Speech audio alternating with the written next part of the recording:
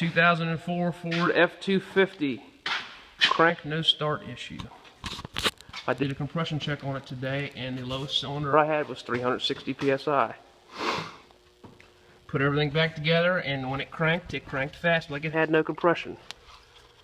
What I found was this butterfly valve was stuck shut when I pulled the elbow off. When you crank it, go ahead, Jesse.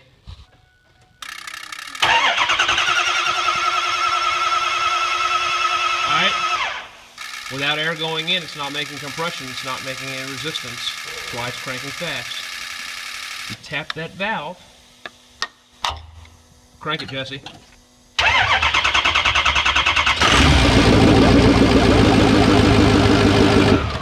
It fires right up. Again, crank it.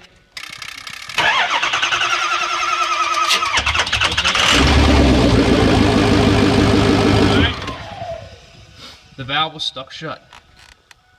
If you look